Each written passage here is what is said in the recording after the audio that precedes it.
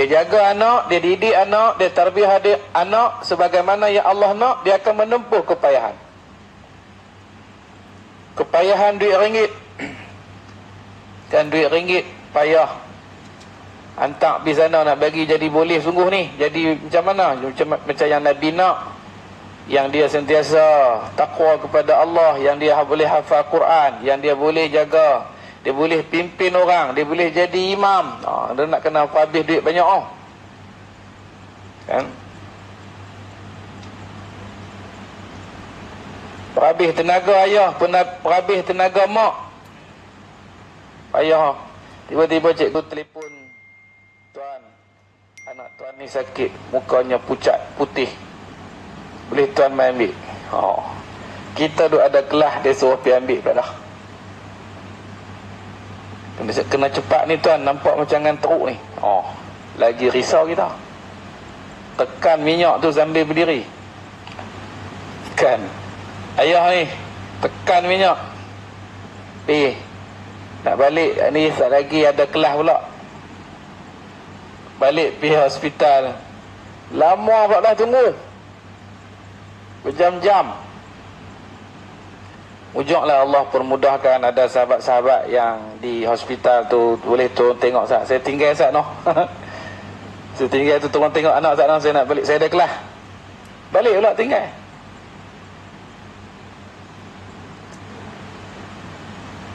Itulah payah. Kesukaran dan kesusahan itu Allah ganjari. Jangan risau, kita buat kerana Allah, kita buat sebagaimana Allah nak, Allah akan ganjari pahala seumpama berperang pada fisabilillah. Dan demikian lagi belanja yang dibelanjakan kepada isterinya dan anaknya itu terlebih besar daripada pahala belanja di dalam perang sabilillah. Kerana sabda Nabi SAW, dinar yang engkau belanjakan akan dia di dalam perang sabilillah, dan dinar yang engkau belanjakan akan dia di dalam memerdekakan sahaya, dan dinar yang engkau sedekahkan dengan dia atas orang yang miskin, dan dinar yang engkau belanjakan akan dia atas ahlimu, maka yang terlebih besar pahalanya itu ialah dinar yang engkau belanjakan akan dia atas ahlimu. Habis duit untuk ahli keluarga. Tu yang kita buat sungguh tu. Kita habis dekat ahli keluarga ni, sampai sedekah tabung mengaji pun RM2. Sebab apa? Sebab habis dah duit belanja ahli keluarga. Besar pahala dia belanja. Ni kadang-kadang kita tengok suami dia makan roti canai di kedai, dia tarik, dia buat balik mai kat kita kat rumah. Buat balik. Bagus. Suami tu bagus. Hak banyak yang duk ada dah, dia makan di kedai, dia balik tangan kosong lah. Ya bang, sarapan lah. Sarapan dah. Makan tadi roti canai telur 2 biji goyang. Telur goyang tu lah yang tu. Makan kedai ni. Tak bungkus ya bang. Lagu mana rupa nak tengok, nak rasa juga. Hang kan hati makan. Dia jawab. Dia tahu balik kat bini dah. Belanja kawan satu kedai belanja. Kat bini tahu balik. Aduh. Naya bini. Bukan maksud kita belanjakan untuk ahli keluarga sampai yang lain tak boleh buat. Hadis ni nak bagi tahu kepada kita pahala yang besar. Jangan rasa rugi, jangan rasa menyesal kita habiskan harta kita, duit kita untuk anak-anak kita, isteri kita. Jangan. Kerana pahalanya besar seumpama kita bersedekah untuk keperluan pergi berperang di medan perang. Nanti kalau ada peperangan kita bagi juga. Faham tak? Bukan kata tak apa, aku tak bagi dah, aku duk belanja keluarga aku, kira dah pahala tu kira macam dengan infak fisabilillah pergi perang. Kan contoh. Zaman kita ada lagi pergi perang? Ada lagi tak pergi perang zaman kita? Tak ada lah. Kalau pilihan raya tu bukan perang. Belanja pilihan raya perang. Bukan. Oh, kena ngaji ya.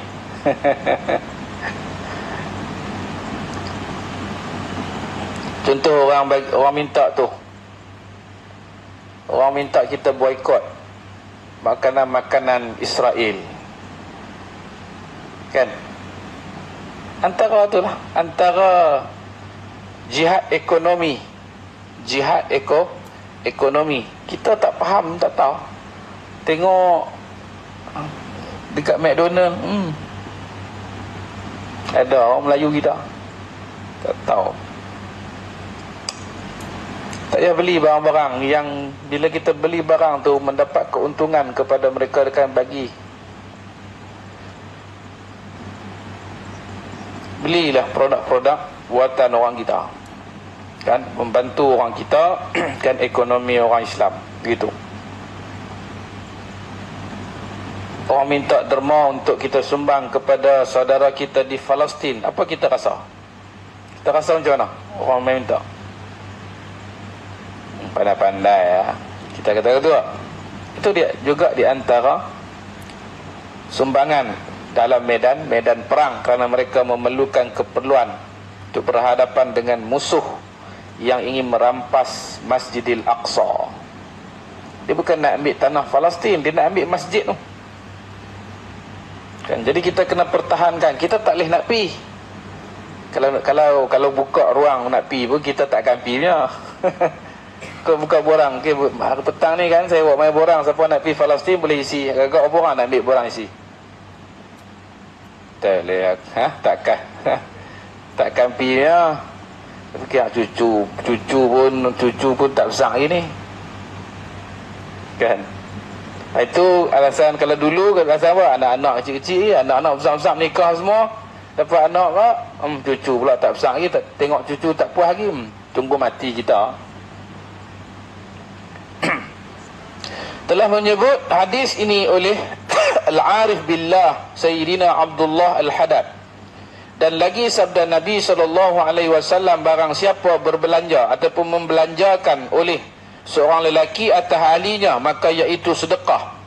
Dan bahawa seorang lelaki sesungguhnya diberi pahala dalam belanjanya itu sekaliannya, hingga mengangkatkan satu suap kepada mulut isterinya, itu pun diberikan pahala. Belanja, beli berah, beli macam-macam lah, beli gelang mah, kan. Ini orang perempuan seronok. Betul Ustaz kena sebut ni dalam kuliah Maghrib ni. Sebut Ustaz. Beli keperluan. Kan, kalau dah ada duit lebih lagi, tak tahu nak buat apa, bini minta gelang, beli lah. Kalau ada, kalau tak ada, bini minta, abang kata tak ada. Jangan duk tarik muka pula dah lelaki kata tak ada. Kan? Tapi yang perlu dipenuhi terlebih dahulu ialah keperluan. Keperluan ni berah, makanlah, makan, pakai, tutup aurat. Pakaian yang tutup aurat, itu keperluan. Hatta menyuapkan ke mulut isteri itu pun Allah bagi pahala. Pernah dah suap cik abang masa demam kan? Ataupun masa mula kahwin dulu, masa makan beradab tu. Beradab ke beradab dah lah, beradab lah, bukan beradab pun, dia mengadap orang ramai, bukan dia mengadap lelaki dia pun. Kan duduk dua orang situ mengadap orang ramai kan, makan beradab orang, macam itulah. Tujuan apa? Tujuan apa dia bagi makan beradab lah, apa pasal?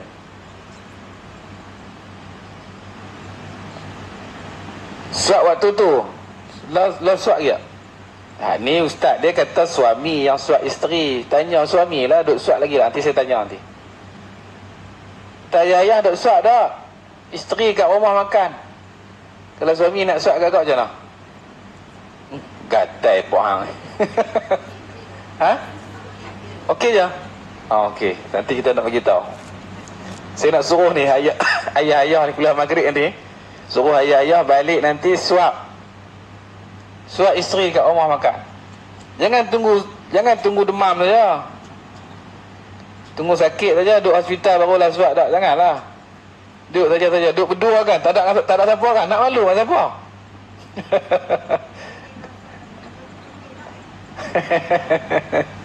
Jangan pelik, jangan buat pelik. Kata, lama abang tak suap makan. Seingat-ingat saya dululah, abang suap saya waktu makan beradab tu. Ataupun lah pun masa saya beranak dulu. Beranak anak sulung. Anak sulung. Lepas tu anak lain tu ikut hang. Ha? Ada kan? Suami macam tu kan? Tak romantik langsung. Tanya, Ustaz macam mana? Ustaz suap tak? Suap, kita suap.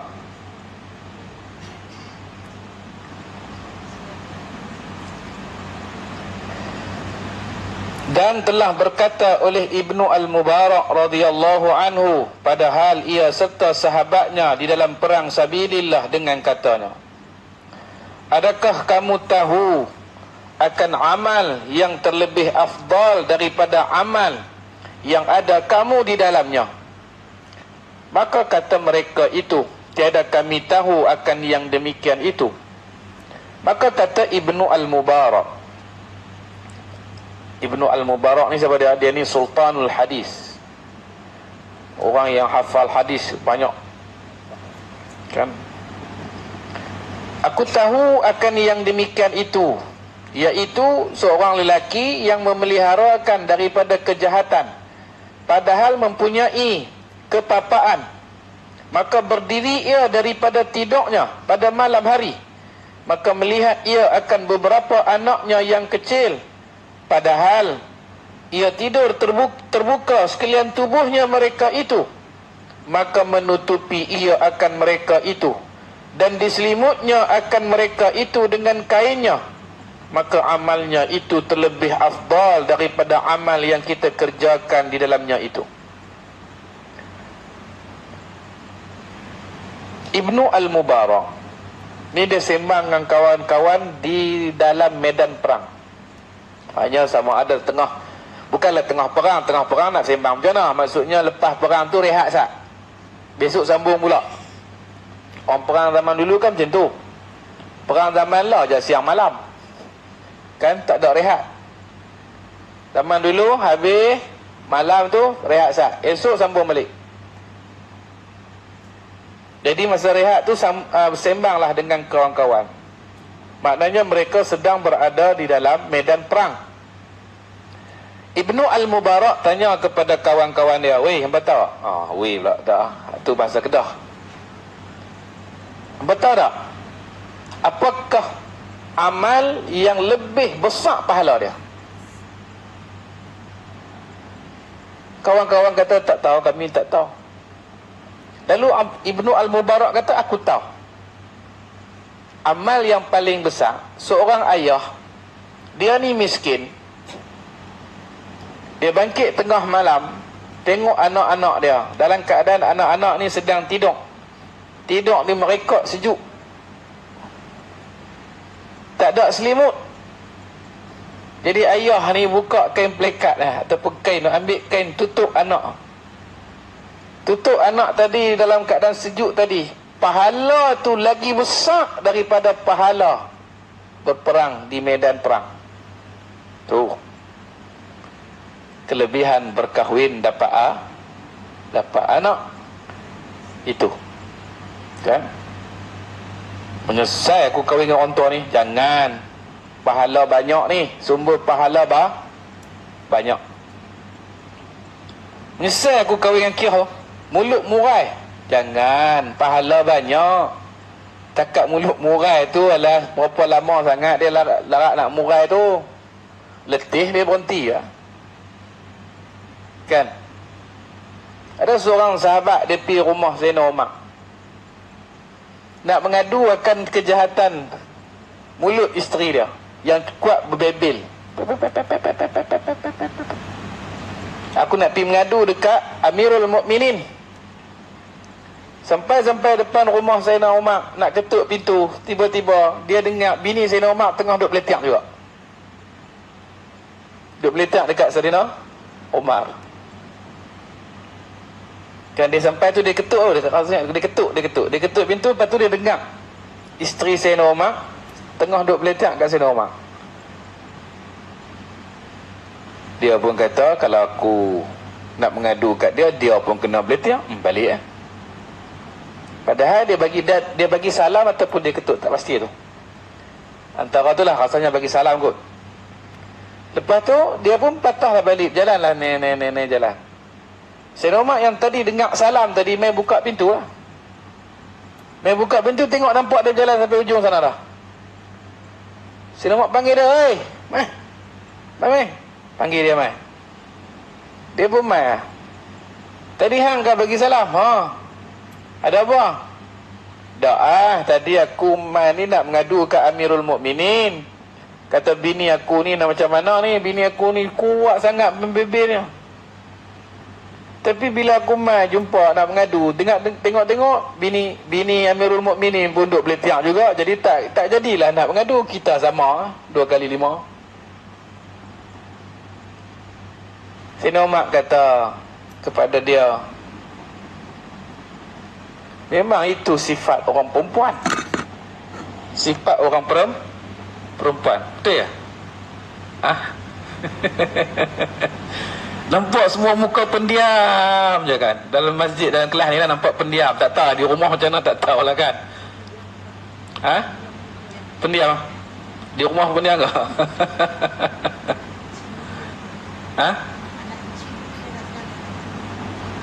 Ya.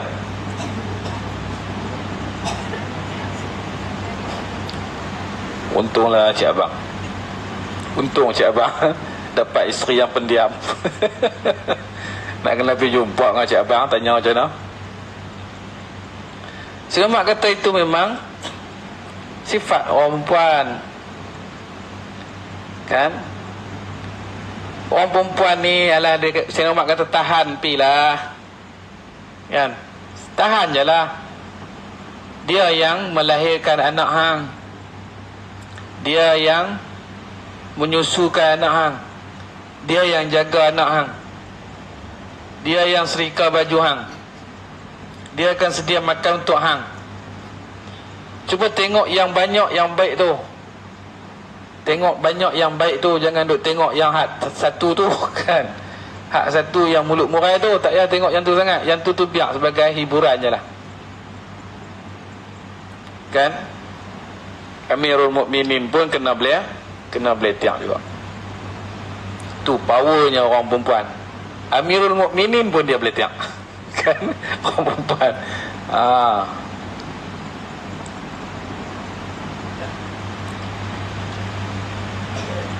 Ibu-ibu yang saya kasihi sekalian, dan lagi sabda Nabi SAW, barang siapa baik semayangnya dan banyak iyalnya, yakni tanggungannya, yakni banyak isterinya dan anaknya, dan sedikit hartanya, dan tiada mengumpat ia akan Islam, nescaya adalah ia sertaku dalam syurga seperti 2 jari tangan ini, dan mengisyaratkan ia dengan telunjuknya dan jari tengahnya. Nabi tunjuk je ni, akan masuk dengan Nabi macam ni menuju syurga. Dia banyak tanggungan, ada isteri, ada anak banyak, harta pun sedikit, dia tak mengumpat, dia tak mengata orang Islam yang lain. Nabi kata akhirat nanti dia akan masuk syurga dengan aku macam ni. Jadi kita kena jaga juga. Cik kita kata aku kahwin, aku ada anak, macam tu lah kita kata kan. Tu yang tak mengumpat orang Islam yang lain tu macam mana? Ngumpat tak? Tak kan? Sikit. Ngumpat juga sikit lah.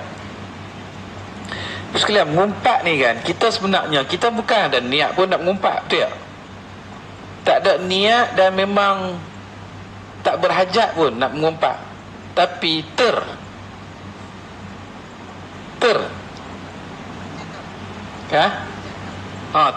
mengumpat, bukan tercakap, mengumpat. Kan, ada kan? Kita ni punyalah tak mau nak kata ke orang, ataupun tak mau nak sembang pasal orang. Tapi kawan, ada kita duk tunggu juga. Depa duk kawan ni, kawan duk sembang. Bedah tu, ya Allah. Tak sedap ke diri. Tu depa duk sembang, kita pun duk dengar. Kan? Lepas tu depa duk sembang, duk kata lah bedah tu tak sedap ke diri, rumah tu kan, rumah kata pi, kubur kata main. Tak mau juga nak main mengaji. Oh kan? Betul kan? Dia duk abang alasan tak larat. Tapi aku tengok hari tu dia berjalan sana, berjalan sini. Betul tak? Kira, dia tanya kita. Betul tak? Hari tu aku nampak dia pergi mahang kan? Hari apa? Atau petang tu lepas sang. Nampak? Kita mula tu tak mau nak sembang langsung pasal ni. Tapi kawan tu juga, dia, ya Allah, kita pula bila dah mula tu habis. Macam nak berhenti lah. Habis tu astagfirullahalazim. Baru astagfirullahalazim. Ada kan? Bukan terniat, bukan ada niat pun, tak ada hajat pun, tapi kadang-kadang tu lah. Betul lah ibu sekalian, Nabi kata kita kena cari kawan ni, kawan yang baik, kawan yang tak mengumpat, kawan yang tak. Kalau bahasa sekarang ni, bila mengumpat ni dia nampak macam dosa. Kalau gosip tu dia tak dosa. Bukan mengumpat, gosip. Gosip tu sembang pasal orang lah. Sembang pasal orang. Dua-dua tu berdosa.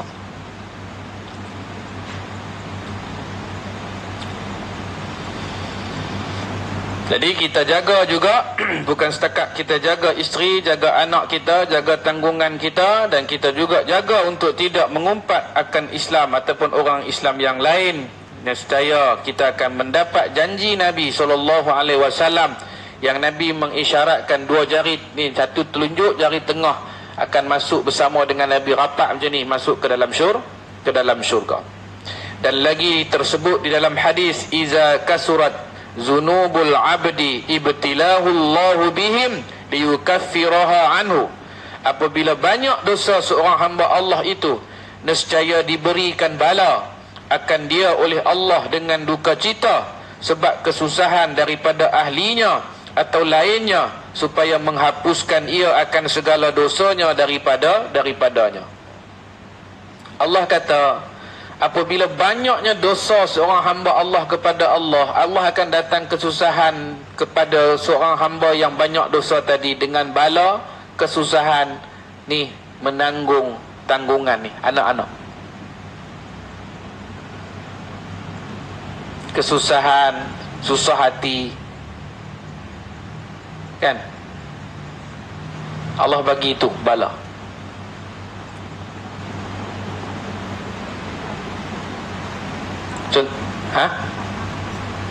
Tak sampai. Ada mak bapak yang hidup dia sangat susah, menanggung derita hati, mengenangkan anak-anak yang anak-anak macam-macam perangai. Perangai ni bukan perangai nakai ni, jahat. Mencuri, keluar masuk penjara berapa kali lah. Tak serik-serik ada. Akibat daripada dosa banyak, Nabi kata. Tapi tak semua. Jangan dia kata yang anak jahat tu semua anak, dia ni mak dia dulu jahat kot. Janganlah macam tu.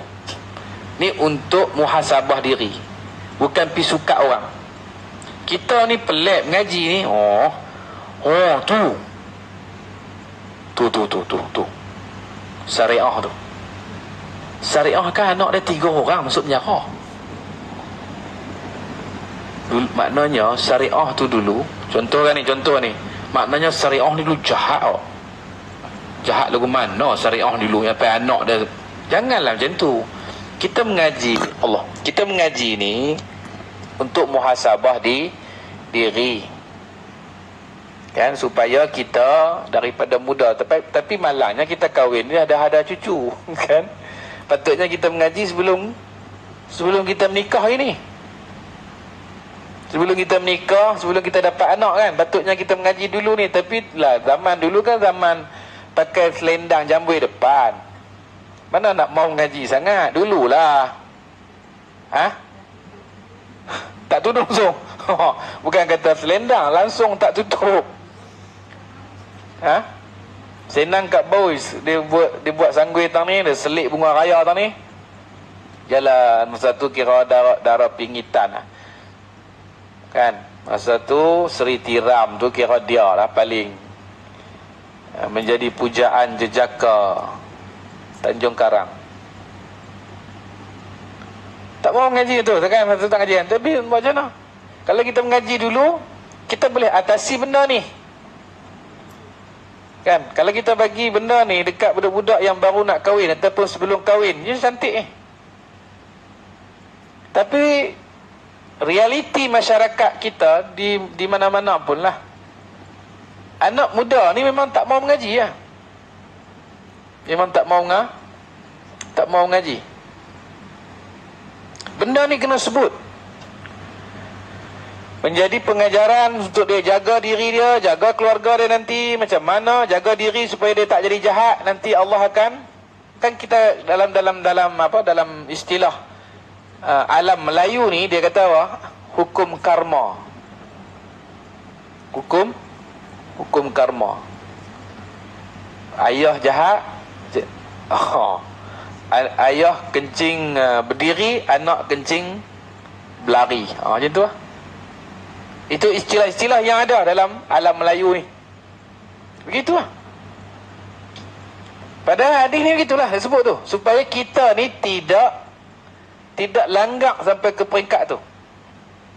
Nanti tidak dikenakan bala yang hidup kita tak tenteram. Walaupun duit banyak, walaupun tanah banyak, bendang banyak, walaupun panen elok, tapi kalau anak lima orang duduk dalam pusat serenti, rajin jatuh. Hati je mana? Senang tak? Tenang tak? Bukan kata anak lima orang tu pusat serenti tak tenang. 5 orang anak, seorang saja pun tak jadi macam tu, senang tak hati? Allah, tak senang. Nak keluar kampung pun jadi muka ni malu. Betul tak?